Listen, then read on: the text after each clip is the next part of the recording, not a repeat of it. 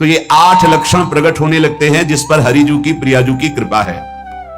पहला, घोर अपराध करने वाले के प्रति भी दया की भावना, शांति पहला लक्षण है। भाव में भी पहले शांत भाव है। हमारे ऊपर श्री हरिजू की कृपा है, इसकी पहचान ये 8 लक्षण। पहला, शांति, अर्थात घोर अपराधी के प्रति भी गुस्सा ना आना, क्षमा करना, यह हरि की कृपा का लक्षण है। देख लो भाई, घोर अपराधी शब्द तो जाने दो, जरा सा प्रतिकूल हो जाए तो लाख समझाओ पर भ्रकुटी तनी रहती है। ईर्ष्या, द्वेष, मात्सर्य, द्रोह, ये उपासक के हृदय की विषय नहीं, ये तो गंदे विषयी पुरुषों के हृदय के लक्षण हैं। जहां ईर्ष्या है, मात्सर्य है, द्वेष है, द्रोह है, ये कुमति के लक्षण है, ये सुमति के लक्षण नहीं, ये हरि कृपा पात्र के लक्षण नहीं। आपसे जो अपराध कर रहा है, द्रोह कर रहा है, आपका क्षमा बल ये हरि प्रसाद से होता है। शांति, क्षमा बल, शांति, सह गया, क्या करूं, सहना ही पड़ेगा क्योंकि भगवत मार्ग में वो ऐसा नहीं होता। शांति, बुरा ही नहीं लगा, हरि कृपा पात्र को बुरा ही नहीं लगा। उमा संत कहे यही बड़ाई, मंद करत जो करे भलाई, ये सीधा शांति की व्याख्या है। अपने यहां मंगल गान में करत जे अनशहन निंदक तिनहु पे अनुग्रह कियो, यह है हरि कृपा, यह है आचार्य कृपा, गुरु कृपा। अपराधी पर भी क्षमा का भाव होना, भला ऐसा है, अपराधी पर भी क्षमा का भाव होना, यह हरि कृपा पात्र में ही होगा, अन्य में नहीं। तो अगर अपने हृदय में ऐसा लगे कि ऐसा नहीं है तो हरिजू से प्रार्थना करनी चाहिए कि कृपा करो, मेरे में सामर्थ्य आवे। दूसरा, अनुसूया, वो किसी भी के प्रति कभी भी कोई दोष दर्शन ही नहीं करेगा। दोष कथन, दोष श्रवण की तो बात जाने दो। अनुसूया, दूसरों के गुणों में दोष ढूंढना, ये नहीं होता, हरि कृपा पात्र में ये नहीं था। ये सब भजन के नाश करने वाले, जैसे पहला अपराधी पर क्रोध कर देना, तो माया ने भेजा इसीलिए था कि तुम्हारे साथ व्यवहार ऐसा करे कि तुम क्रोध करो, क्रोध करोगे तुम्हारी ऊर्जा शक्ति नष्ट हो जाएगी, अध्यात्म में जो चलने की थी, और कहीं तुमने संकल्प कर लिया तो भजन शक्ति नष्ट हो जाएगी। तो अगर भजन बल है तो गया, जरूर उसको दंड मिलेगा, पक्का मिलेगा, 100% मिलेगा, लेकिन आप खाली हो गए, ना भजन करने की वृत्ति रहेगी और ना भजन रहेगा, दोनों बात। अनुसूया, किसी के सद्गुणों में दोष देखना, गुणों में दोष ढूंढना, यह हरि कृपा पात्र में नहीं होता। ये बहुत मंगलमयी बातें जिससे हमारा भजन मार्ग पुष्ट होता है। तीसरा, वो बाहर से और भीतर से पवित्र रहता है, हरि कृपा पात्र। शौचाचार का ज्ञान होना चाहिए, वस्त्र आपके पवित्र होने चाहिए, ये बाहरी, जल रज आदि के द्वारा बाहरी पवित्रता, और निष्कपटता, निश्चलता, सत्य भाव, ये अंदर की पवित्रता है। अगर कपट है, छल है, असत्य है तो हृदय मलिन रहता है। भीतर और बाहर से पवित्र रहना, इसमें खास बात क्या है भीतर और बाहर से पवित्र रहने में? भीतर और बाहर से सदैव पवित्र कौन रह सकता है? तो बोले जो पुंडरीकाक्ष भगवान श्री हरि का, प्रियाजू का स्मरण करता रहता है, वो शवाभ्यंतर शुचि, वो बाह्य और अभ्यंतर दोनों से पावन रहता है। तीसरी जो कृपा का लक्षण है, अर्थात वो सदैव भगवत चिंतन परायण, शौचाचार का पालन करने वाला, बाहर और भीतर से हरि कृपा पात्र पवित्र रहता है। लघु शंका में जल पात्र में रखा जाता है, जनेंद्रिय को पवित्र किया जाता है, फिर हाथ रज से धो के, फिर कुल्ला करके, आचमन करके, पैर धोकर, ऐसे पवित्र आचरण, ऐसे पशुवत व्यवहार ठीक नहीं। कुछ लोग ऐसी गलती करते हैं कि जिसमें शौच हुआ जाता है उसी में बैठकर लघु शंका करते हैं, तो सारे वस्त्र, पूरा शरीर अपवित्र हो गया आपका। तो अटैच बाथरूम की व्यवस्था माया ने कर दी है। हमें लगता है कि शौचालय अलग होना चाहिए और स्नान गृह अलग होना चाहिए, थोड़ा ही चाहे भेद हो, अंतराय होना चाहिए पवित्रता के लिए। अब ये शौचालय है, यही स्नान करना है, यही लघु शंका करनी है, तो पवित्रता का निर्वाह नहीं हो पाता। यदि जिस उस जगह आप शौच करते हैं, जो बैठकर उसी पे बैठ के लघु शंका करते हैं, तो आपको पूरा वस्त्र सहित स्नान करना चाहिए पवित्रता के, तभी बुद्धि भ्रष्ट हो जाती है। आपको मंत्र का निरंतर चलना ये कठिन पड़ जाएगा। पवित्रता का निर्वाह करो, देह राग मिटने के बाद एक स्थिति आती है, अवधूत स्थिति, उसमें फिर शरीर की पवित्रता का कोई संबंध नहीं रह जाता। पर अभी तो संबंध है ना देह भाव से, तो बहुत हो से लघु शंका ऐसे करें कि आपके पैरों में, वस्त्रों में छिट्टी ना पड़े, पवित्र रहे।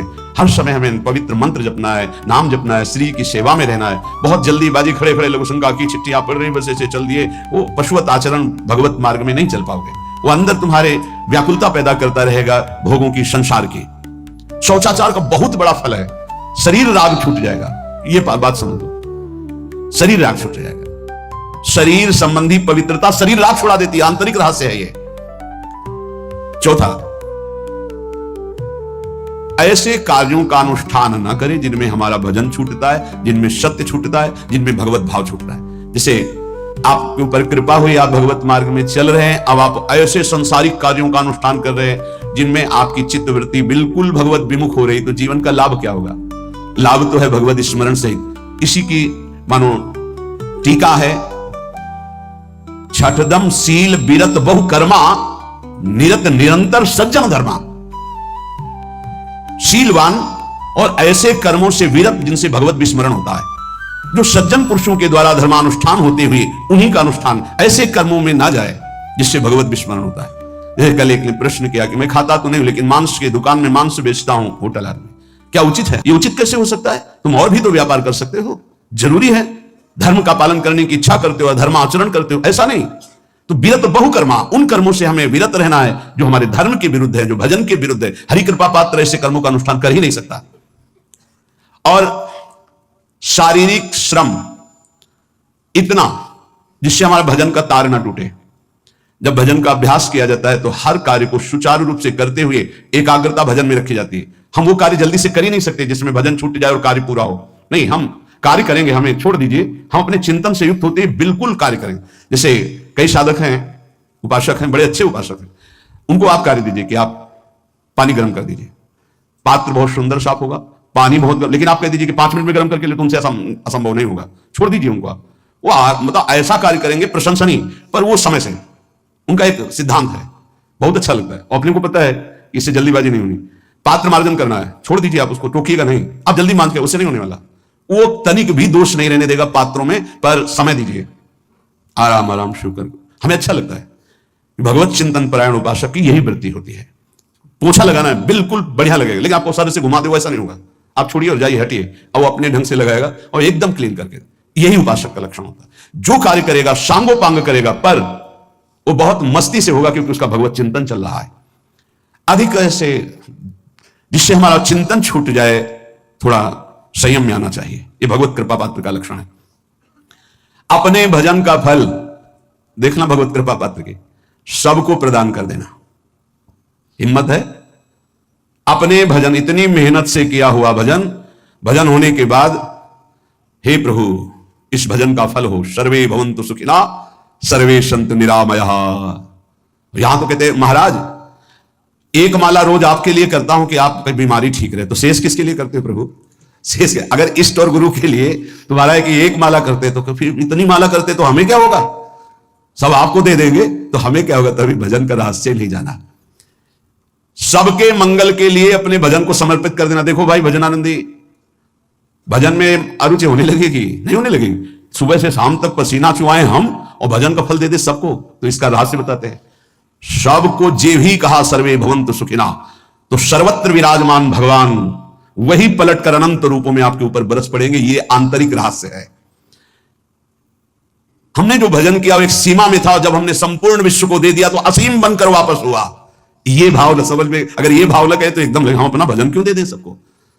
उस सर्वात्मा में विराजमान जो हमारा प्रभु है उसी को समर्पित कर, सर्वे भवन्तु सुखिना। तो वो सब पलटकर सब जगह से वापस आया, सबका आशीर्वाद आया और वो महान बनता चला गया।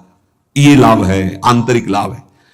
अगर तुम्हारा भाव ऐसा न बनता हो तो आप प्रभु को तो अर्पित करते ही है ना, तो वही प्रभु सब में विराजमान है। ऐसा भाव करके सर्वात्म स्वरूप भगवान को हमारा भजन समर्पित है, सब रूपों में प्रभु विराजमान है। ये हरि कृपा पात्र का लक्षण चल रहा है।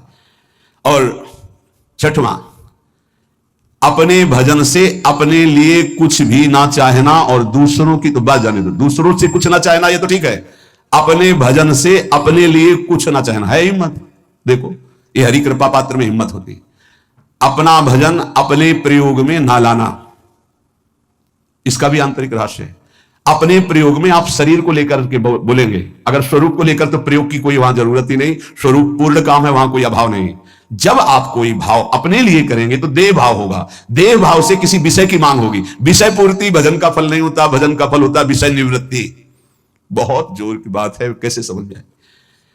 अपने भजन का भी फल अपने लिए नहीं, दूसरों से कुछ चाह रखना तो बात ही जाने दो, भजन से भी कोई अन्य सुख की चाह नहीं। क्या चाहिए? भजन ही बनता रहे, भजन का फल भजन बनता रहे, खूब निरंतर जप करते रहे।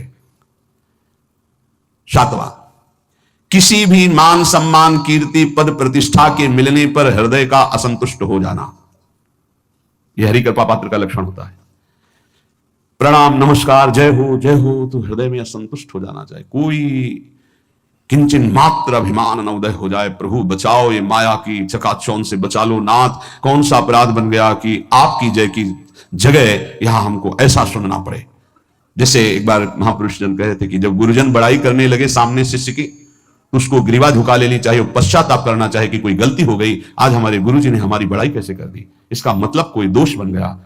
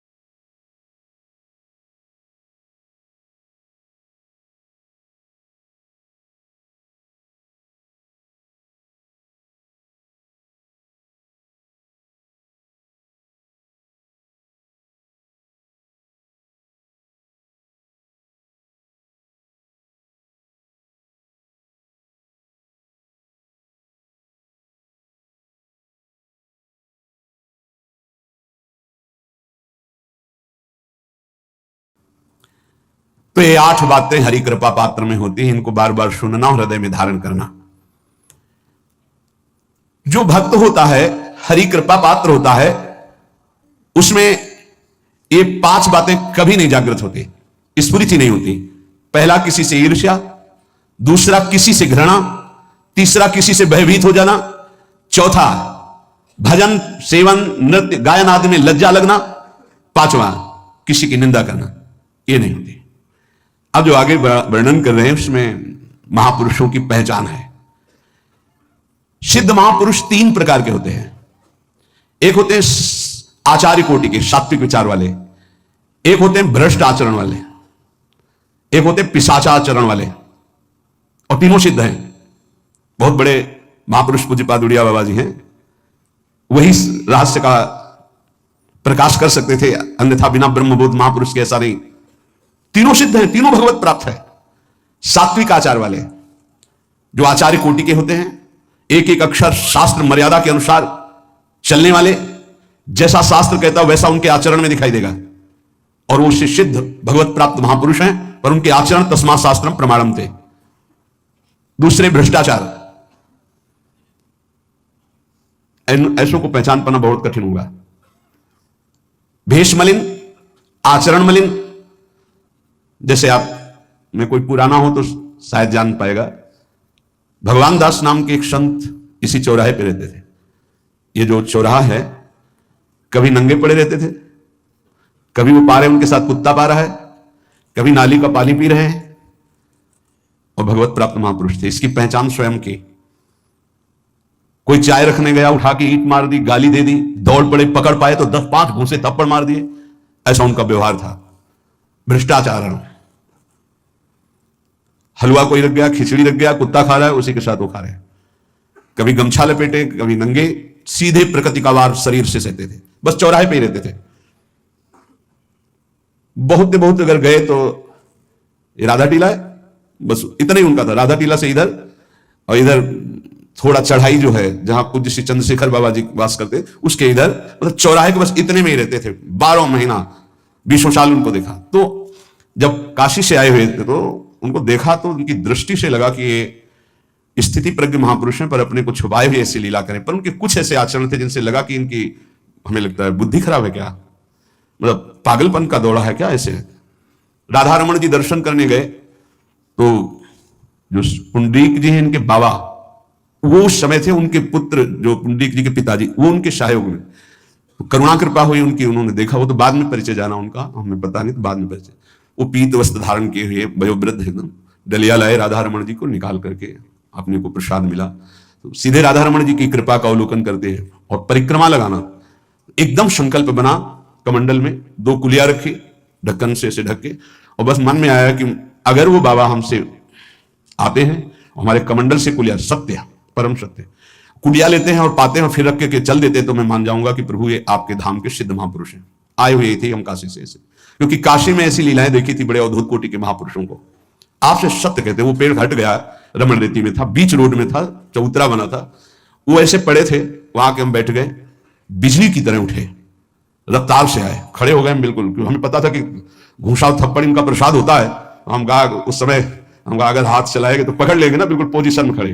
तो बंगाली भाषा में कुछ बोले, वैसे गले में हाथ डाला, ढक्कन हटाया, कुलिया निकाली, पाया, कुलिया वहीं रखा, ढक्कन रखा, गए और वहीं लेट गए। सत्य कहते एकदम रोम रोम खड़ा हो गया कि अरे भगवत प्राप्त महापुरुषों को जानना बड़ा कठिन है, कैसे आचरण, भ्रष्ट आचरण से रहते हैं, कभी दिगंबर, कभी गमछा लगा हुआ है, कभी कुत्ते के साथ खा रहे, कभी नाली का पानी पी रहे। पूज्य बाबा कह रहे आचरण मलिन, नाली या पैखाने का भी पानी पीने में उनको कोई भी परेशानी नहीं, गंदे जगह मलिन भाव से पड़े रहना, किंतु वृत्ति हर समय भगवदाकार रहना, भगवदाकार रहना। ये तीसरे, पिशाचाचार, गाली गलौज करना, ईंट पत्थर से मारना, हर मलिन चेष्टा बहुत कठिन है, बहुत कठिन है। ये सब देखने को मिला है भगवत कृपा से तीनों प्रकार के महापुरुषों का। वृंदावन में एक आगंतुक संत आए थे बाहर से, वो रात्रि में हर वृक्ष के नीचे खड़े रहते, पैर सूज गए थे, उनको कभी बैठे और लेटे नहीं देखा, खड़े रहते थे। ये 25 वर्ष के लगभग की बात है। उनको जब देखा तो देखते ही उनकी दृष्टि ऐसी थी ऊर्ध्व, लगा ये तो भगवत प्राप्त महापुरुष है, 45 वर्ष की अवस्था हो, बस खड़े रहते थे, चरण उनके फट गए थे ऊपर से ऐसे खड़े खड़े। रात्रि में एक दिन हिम्मत की, बोलते नहीं थे वो, अरे लार बह रही है ऐसे गंदे कपड़े, महाराज जी आप कृपा करें। उस समय मदन टेर में आप आइए, तो सही में से खड़े हो गए। तो आटे के 4 लड्डू हमें मिले हुए थे, तो उनका आप कृपा करके पाइए, पाले। उनका आपका ये जो बाहरी परिवेश है और आपके जो बाहरी लीलाएं हैं, ये बाहरी लोग तो भले न समझ पाए, पर प्रभु मुझे ऐसा अनुभव होता है आप भगवत प्राप्त महापुरुष हैं। रो पड़े हो, कभी हमने उनको ऐसा नहीं देखा, रो पड़े। और उनका ये हमारे गुरुदेव की कृपा है। उनका कब से वृंदावन आप आए, बोले कुछ दिन हुए। बोले वृंदावन की रज का प्रभाव कितना दिव्य है कि अब जाने का मन नहीं होता है, पर आप अब दोबारा हमसे मिलने की चेष्टा मत कीजिएगा, कभी दूर से देख लीजिएगा, पर आप कभी मिलिएगा नहीं। आप भक्त हैं इसलिए आपसे संभाषण कर लिया। ये तो आपने सुना सुबह की लीला, ईंट चल रही थी उनपे, वो दिगंबर खड़े थे, ईंट मार रहे थे लोग, परिक्रमा वाले लोग उनको ईंट मार रहे थे, कई जगह उनके ईंट लगी। उनको लग रहा था ये पागल है, नहीं पहचाना जा सकता। 3 प्रकार के महापुरुष होते, एक होते सात्विक आचार वाले, बहुत जो शास्त्रीय आज्ञा वैसे ही अक्षर आपको दिखाई देंगे, आचार्य कोटि के, पवित्र शरीर, पवित्र वस्त्र, पवित्र आचरण, एकदम आचार्य कोटि। दूसरे एकदम भ्रष्ट आचरण, समझ ही नहीं सकते आप। तीसरे पिशाच की तरह, समझ ही नहीं सकते उनको। अब लाभ होता है केवल पहले वाले से, सात्विक, 10वां शास्त्रम प्रमाणम थे, इससे जनता का लाभ होता है। इन 2 से विशेष हानि हो जाती है, क्योंकि इनके आचरण ऐसे होते हैं, साधु अवज्ञा तुरंत भव, बहुत जल्दी विनाश होता है ऐसे महापुरुषों के अपमान से। सात्विक महापुरुषों के नहीं, अगर उनसे अपमान भी हो जाएगा तो क्षमा करेंगे वो सब। इनको न क्षमा से मतलब है न पिटाई से मतलब है, इनकी दैवी शक्ति तुम्हारा नाश कर देगी ऐसे से बहुत, क्योंकि इनको समझ में नहीं आएगा ना। काशी में भी देखा कुल्हड़ चल रहे हैं सब, और ब्रह्माकार वृत्ति, लोग समझ नहीं पा रहे हैं, चाहे कि कुल्हड़ जमा मार रहे हैं उनके ऊपर ऐसे किया, बिल्कुल जो चर्म है प्रकृति को सहते सहते भैंसे का जैसे हो गया मोटा एकदम, और उनके ऊपर मार पड़ रही है, वो मुस्कुरा रहे हैं, चल रहे हैं। हमका गजब हो गया, ब्रह्माकार स्थिति महापुरुष के सामने, ऐसे कुछ समझ ही नहीं पाता। तो कह रहे हैं ऐसे भक्तों से प्रायः सबकी हानि हो जाती है, क्योंकि समझ पाते नहीं कि स्थिति क्या है, और जब उनका अपमान करते हैं, उनको मारते हैं, पीटते हैं, उनका सर्वनाश हो जाता है। वो करते नहीं है, उनका प्रभाव कर देता है, पर सात्विक महापुरुषों से किसी का मंगल नहीं होता। इसलिए समाज का परम मंगल शास्त्र के द्वारा आचरण किए हुए जो सिद्ध महापुरुष हैं उनसे होता है। ये दो प्रकार के महापुरुष जो होते हैं, कई तरह से हानि हो जाती है, आप समझ ही नहीं पाएंगे, आप अपमान कर देंगे, अनिष्ट हो जाएगा आपका, क्योंकि यहां ना क्षमा है ना दंड है, दैवी शक्तियां उनकी सुरक्षा में लगी हुई, वो सर्वनाश कर देंगी। इसलिए बाबा परिचय बता रहे हैं कि अगर तो इनको पागल ना समझा जाए। ये प्रायः जैसे एक बार बताया था कि हरगोविंद जी के पांडाल में रास हो रहा था, एक दिगंबर महापुरुष आए और वो ऐसे खड़े थे पीछे से, क्योंकि आरती करने के बाद पीछे राधा वल्लभ जी की गए तो पीछे ही खड़े होना था, तो बिल्कुल पास बूट पहने हुए मारा लात पीछे से, वो मुभरा गिर गए, आराम से खड़े हुए, रास को ऐसे नेत्रों से हल्का सा और बस फिर चल दिए। वो पीछे 10 बार लात मारता गया, वो मुड़ के नहीं देखा किसने मारा, पीछे पीछे हम 10 कदम चले, गजब हो गया, ऐसी स्थिति इस महापुरुष की। और ये बावरा जान नहीं रहा कि अपना सर्वनाश कर दिया हमने, और वो गजेंद्र की तरह मतवाले से फोगला की तरफ चल के निकले। कैसे समझोगे महापुरुषों को? बाहरी व्यवहार। अभी 10-12 वर्ष की बात है, यमुना के पार ऐसे खो करके रहते थे दिगंबर एक महात्मा, अब है कि नहीं मुझे पता नहीं, पहले यमुना किनारे जाते थे बैठने, तो बस वो चीखते थे, राजकुमारी राजकुमार, राजकुमारी राजकुमार, यमुना पार से राजकुमारी राजकुमार। ऐसे घास नोच नोच के जैसे गाय खाती है ऐसे खाते थे घास, और चिल्लाते क्या थे, राजकुमारी राजकुमार। किसको? प्रिया प्रीतम, राज डाली है ना, तो ऐसे वृंदावन की तरफ खड़े होते ऐसे कहते राजकुमारी राजकुमार। कैसे कोई महापुरुषों को जाने। भगवान कृपा करें कि किसी भी महापुरुष का कभी कोई अनिष्ट हमारे द्वारा ना हो, कहीं कोई अमंगल बर्ताव ना हो जाए, इसलिए परिचय बताया कि आप सोच सकते हैं कि ऐसे भला महापुरुष हो सकते हैं। हाँ पक्का, तीनों प्रकार के महापुरुषों के दर्शन हुए। उपासक को चाहिए कि जब कभी इन दो प्रकार के महापुरुषों का जो भ्रष्टाचरण या पिशाचाचरण, इन दोनों, तो दूर से प्रणाम करके, ना सानिध्य ना नजदीक ना चरण छूना, दूर से प्रणाम करके चल दे। इनके प्रति कभी अशुद्ध भावना भी ना लावे, क्योंकि वहां क्षमा शब्द नहीं है। जैसे आग में क्षमा शब्द नहीं है, अगर आपने प्यार से भी स्पर्श किया तो दाहिका शक्ति जला देगी, और रोष से भी स्पर्श किया तो उसकी दाहिका शक्ति आपको जला देगी। सात्विक आचरण वाले महापुरुषों के द्वारा परम मंगल होता है, और वही सिद्धि प्राप्त करना उचित है। इस कोटि के ये सब भगवान शंकर स्वरूप हैं, इनको केवल प्रणाम है, ना इनके आचरण अनुकरणीय है, ना इनकी स्थिति परिचय में आ सकती है।